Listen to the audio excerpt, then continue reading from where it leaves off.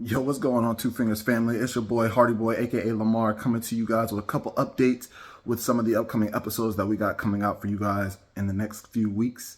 There have been some technical difficulties and maintenance done on some of the hardware and equipment that we have here. So just in case you hear like the audio quality is a little subpar than what it normally is, you see me looking off to other cameras instead of the one that's straight on me, just because one of the cameras might have malfunctioned or went out, and then the hardware on my laptop has been remanufactured and whatnot. So that's just giving you guys a couple of heads up. If you see something or hear something weird going on in the episodes, don't be alarmed. And with that, we'll get right back to the episodes. Peace. What's going on, everybody? It's your boy Hardy Boy, aka Lamar Hardy, coming to you with another episode of the Two Fingers Podcast. With me today, I have another special feature that we're going to have at our December 17th Evanage fashion show. I am really looking forward to seeing her act, seeing what she presents to the audience. And I hope you are too, because she is very special. Someone that I actually recently went out to see myself personally. I truly enjoyed her show, and I think you guys will too. So, ladies and gentlemen, let's put our hands together for Miss Apple Brown Betty. Yes, ma'am. Go ahead, clap it up. Woo. And make sure you get the applause on that too, so they can get the crowd noise as well. So, Miss Betty, how you doing today? I'm blessed and highly favored. And highly flavored. That's nothing else more. And flavored too. We gotta have All, the all, chocolate. all the things, all The the things. chocolate melanin is definitely in it. So I thank you for taking the time out. I know you are a very busy and well-traveled, lovely young woman. You got to get you're out there all the time doing your thing. So we really appreciate you coming on the show with us. We won't hold you long. We just got a couple questions. We want our crowd, we want our fans to see who you are, get to know you before actually seeing you in person. So without further ado, tell us a little bit about Apple Brown Betty. Apple Brown Betty, like my tagline says on my social media, and also I love alliteration. So I describe Apple Brown Betty as an enigma, empath, and entertainer. Those are those are the best words I can choose to kind of encompass, the spirit that I carry, what it is I try to put out in the world, and just my natural gifts. Truly, and I like the alliteration. You brought a little poetry into that, and the BB. So the apple. So how did the apple separate from the rest of the alliteration there for you? So, Apple Brown Betty is an old school dessert that people used to eat a lot in the 40s, and Mm. people don't make it so much anymore. If you ever heard like an apple crisp, back in the day, they used to call that. You can make a brown Betty out of anything, but Apple Brown Betty is the most common version of the dessert. And it's a nod to the way I present my stage presence. When I first started doing comedy, I would strictly do like 50s dresses, that A-line silhouette. I've always just been very drawn to that time period as a Black woman. I think there's nothing more stylish and fabulous than a Black woman from the 50s. And so that's the time when dessert was popular. And also I have an Islamic background. And Oh, Malcolm X's nickname for Sister Betty Shiraz was Apple Brown Betty. So it just popped in my head one day, and I liked it, and it hit several different symbols. And so it just spoke to me, and I'm nothing if not obedient. oh, absolutely, absolutely, and we appreciate that. We appreciate your answer. I love that. So, the 40s and 50s. So the apple crisp and the Apple Brown Betty. So the brown part, what is that? Little chocolate, cinnamon, brown sugar. How would you? Is that a Southern treat, or was that just a treat This of the? I can't swear that it's Southern. Oh, okay, you know. But even if, like most things, in this country, everything originated in the South and migrated north, as our people did. the So Great I, Migration. I can't swear it's just decidedly Southern, but doesn't it sound Southern? I mean, it sounds good. Anything with an apple and a crisp in it, peach crisp, and you can put a crisp on anything. That's how they did it, man. The Crisp it preserves. I love it. Well, thank you for that. So, kind of sliding into our next question, and I think you kind of started to, allude to it a little bit. But how'd you get your start? What was your inspiration into comedy, and maybe who inspired you specifically? Um, Honestly, I started doing stand up because somebody paid. Um, Okay. Full disclosure, and I realized that is not the standard issue on ramp for comedians. It Mhm. gave me a warped sense of reality being paid for my first show, because that's just not how the game go. But I had a podcast on, shout out to Legacy Internet Radio. I had a podcast called The Drunk Auntie Show. And another DJ who was on the station, his name is Mike J, who's also a stand-up comedian. He kept saying, "You're so funny, you're so funny. You got to try stand-up." And I respect the art form. And I say, well, stand-up's a different muscle. That's not what I do. I'm just cookout funny, you know. But I didn't know that you could bring cookout funny to the stage. So I've always been in entertainment in some form or fashion, but I've only been doing stand-up for about, well, since 2020. I started during the pandemic. Wow. But one day Mike J called me and was like, "Hey, I got $50 for a 10-minute spot." And I was like, "Oh, word?" And I went and got that $50, I mean, so I've been doing stand-up ever since. awesome. And so it derived during the pandemic. So you found a way to, take a very serious matter and, bring some life and, brings at least some joy to some people when they needed it most. Yes, and the person who needed it most was probably myself. Wow. It was a crazy time for everybody, but this is interesting. I don't know if I've ever told this story publicly before, but I worked at a law firm. I had a very secure, very well-paying job at a law firm. I got paid ridiculous, stupid money to do absolutely nothing. Well, I did do a lot of tap dancing for white folks, but so that's what they really paid me for. Right. COVID hit, and this is 2020. This is when George Floyd got killed. Mhm. I live in Richmond, Virginia. The monuments, the Confederate Yep. monuments were coming Absolutely. down. We had riots and protests and kids getting tear gas. So that was the climate here.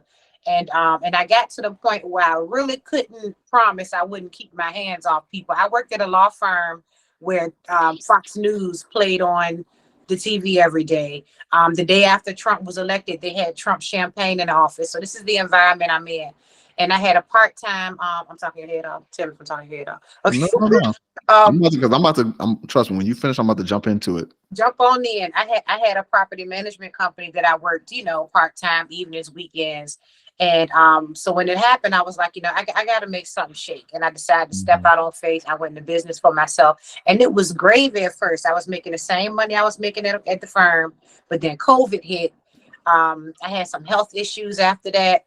So it was just a crazy time in my life. And so when homeboy offered me that $50, I needed all 50 of Oh, for sure. Every down to the and 0.01 cent. Yeah, and there's a lot of people who caution you against treating comedy like a hustle, but I really did get into it as a hustle. And then the love came later once I saw how I could impact people and connect with people.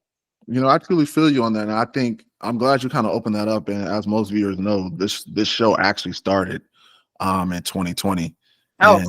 And before that, it was like, my mom was always saying, me and my dad would just have conversations because, I grew up with a lot of elders. So I tend to, be a little bit more knowledgeable about certain things. I ain't saying I know everything, but don't do that. Stop speaking small. You're supposed to, I know things. I know stuff, say it with my chest. But yeah, so me and my dad, we just have conversations about, life, history, sports and stuff. And my mom was like, y'all talk a lot, y'all should have a podcast. And we were always like, nah.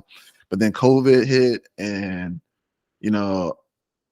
we really weren't doing too much after that because, people lost jobs coming home and then, the George Floyd and the Mike Browns and everything after that just kind of trickled down. And I'm talking about it got to a point where it was like 10 killings within 10 days. I remember. And I had gotten so irate. And that's when I think I really started the podcast. And I started the podcast because I grew up, me and my sister, we grew up in a suburban area.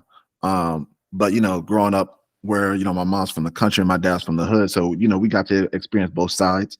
Mm-hmm. And so you're hearing, on our side of the fence is like, burn Wendy's, man, I'm tired of educating. Let's break the whole system. And then, but like I said, me and my sister grew up in a suburban area. So we have friends that are allies and, white people who are allies and stuff like that. And they're asking us, hey, what can we do? How can we help? This, then the third. And my mom was like, you guys need to go out. And so the way we looked at it is just a way to start educating people, and the biggest thing to me was like, a lot of people were like, I'm tired of educating. But I was like, well, if my parents and their parents and their parents' parents were tired of educating and tired of doing stuff, I wouldn't be where I am right now. And so for us to just be like, oh, we're done educating, let's just burn down everything, we are I mean, doing, we're things doing. can be true. Two things can be true. It takes all kinds. You know Mhm, what I mean? Every we all got a position to play. You absolutely. a lot of my comedy is political. Hmm. You playing your part by educating people, and sometimes we need people that's gonna throw the first rock too. You know what I mean? So Yep. And that would be my sister. I promise y'all that. My sister is that's throwing that rock, and what up, sis? that's great that we play off each other. But basically, I was just saying, and I also went to a private institute where, and my senior year was when Trump got elected. So, and I was in Massachusetts. Mm. I have to say no more about that. So we're gonna slide off that topic. We can talk about that all day. But getting back to you, and you talked about your inspiration was based off $50, which Mhm. is great. Are there any comedians that tailor your comedy tours or anything like that? Like, or do you be like, man, I've always liked the way she said that, or he's done this, or you're just original to the core? Now, and thank you for saying that. Am I original? Because there, like I said, two things can be true, and then people approach comedy differently. There are people who watch the greats and study the greats and pattern Mhm. themselves. Like I've always been naturally gifted, and that's not me tooting my own horn. That proof is in the proverbial pudding. Toot, toot. You can Um, toot it. Go ahead. and that's not to like I'm just not a person who consumes a whole lot of media. You know what I mean? So Mhm. like I don't like you can name any comedy special that's come out in the past 5 years. I have most of them I haven't seen just because I don't watch a lot of stuff, period. I come home, I watch RuPaul's Drag Race reruns almost every day of my life. That's all you know what I mean? Yeah. I'm just an old lady like that. So I'm underexposed in one thing. Um, but also since I started doing comedy, I I think I'm even more cautious about watching other comedians because I don't want to subconsciously, Right. emulate anybody, pick up anything. Even if I write a joke in response to something somebody else said, it The still feels influence. weird because it didn't originate. Everything I've ever said on stage is 100% true. And that's not to knock anybody because comedians are supposed to be storytellers, if that's their thing, and sometimes you have to kind of craft an image and craft a story to make Hmm. a point. But my life, I didn't start doing comedy till I was turning 40. So I have enough life experience that I ain't gotta make nothing up.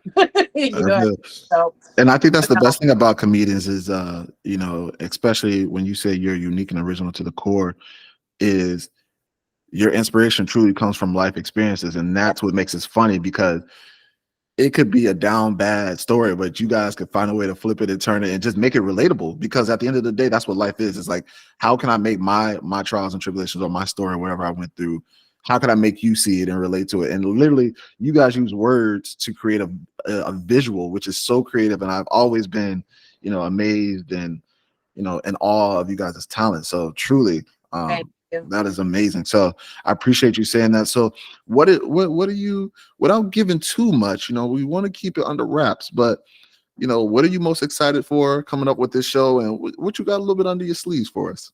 Well, first of all, I'm excited for the show, period. Comedians get invited to, perform at lots of different types of events, lots of different types of venues. So I've just been seeing the promotion and marketing y'all have been doing, just my dealings with you and getting the booking squared away in the podcast. I'm excited to see the culmination of those things. I'm excited to see the fashion show. My middle daughter is actually fashion designer, so I'll be bringing her with me just because Oh. that's her element. And but as far as my act, I'm going to do some tried and true material Hmm. that I'm sure is going to hit that relatability button that we were talking about. And also, just it's important as a comedian, you have to address what's going on in the room. So it looks like a good melanated time, and I'm looking forward to it. Oh man, my biggest fear is when it's just sitting in the front row of a comedy show, because it's That's just not my style. okay. I was about to say, because that's free reign, and I don't know if I'm ready to No, be a that's not my target. style. I write jokes, so I don't, and that's not to again not to disparage anybody, but I come to You come prepared with your own. I You come don't with my you don't material. gotta shoot shots at people. I Now, if got something you. crazy happened, we got to talk about it. We can't pretend the fire alarm didn't go off, or. So, but no, I don't pick on people in the audience.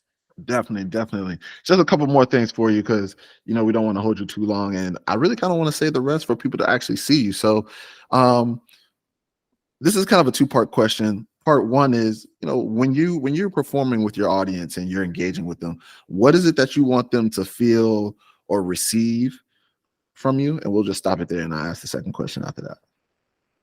I want them to feel like they know me, or they know somebody like me. Mhm. I want them to feel like I get them. I understand. I want them to feel like I'm saying something they, may have reason to feel like they can't say. I want them to feel special. I want them to feel seen. I want them to feel loved.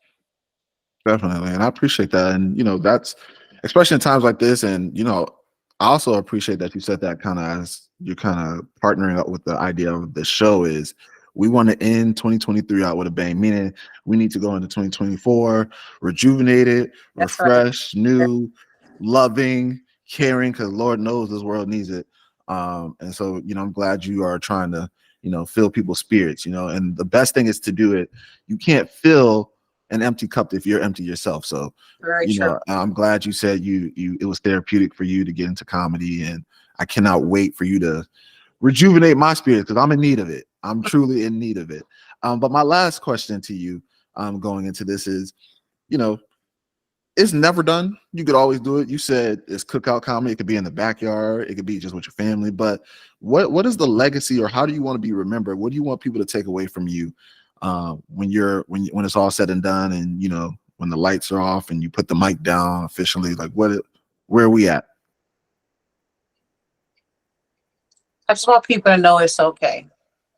Whatever it is, what you're going through, it's gonna be okay. You know, what you got to go through tomorrow, it's gonna be okay. Who you are, your authentic self, you're okay. I just want everybody to know it's gonna be okay. Definitely. I think that's. I mean, it's simple. It's simple, and I know a lot of people tend to overthink. I get caught in my head, and sometimes I'd be like, man, I can't. But it's good to know that it's okay. So I appreciate that. So I'm glad that you took the time out to speak with us. Apple Brown Betty, she'll be at the show December 17th, Herndon, Virginia at Breaker Sky Lounge. Please be there. Tickets are on sale right now. We have it on every platform. Lastly, before we go, can you please, say your name one more time, give us your socials, your YouTube, your Cash App, if you're still taking cash, anything else, let us know where we can find you. Well, I do take cash. I ain't gonna never turn down no titty money. But you can find me on Instagram at apple.brown.betty, but you don't need the dots. If you just type in Apple Brown Betty, it'll pop up. I'm wearing a red and black dress, so you know it's me. If you're my age or better, that means you're on Facebook, and it's just Brown Betty on Facebook. And my social media has a lot of I create a lot of content. I don't post like stand-up clips or anything, but I do a lot of like inspirational content, observational videos. So it's good stuff there. You should check me out. Also on YouTube, I have a series that I started, the Super Sister Survival Guide. You can check that out. You can look for Brown Betty TV. Bunch of different stuff going on. I'm everywhere. I'm too many places. There's nothing wrong with that. We'll make sure to tag all that for you guys who are watching. We'll make sure to tag all that there.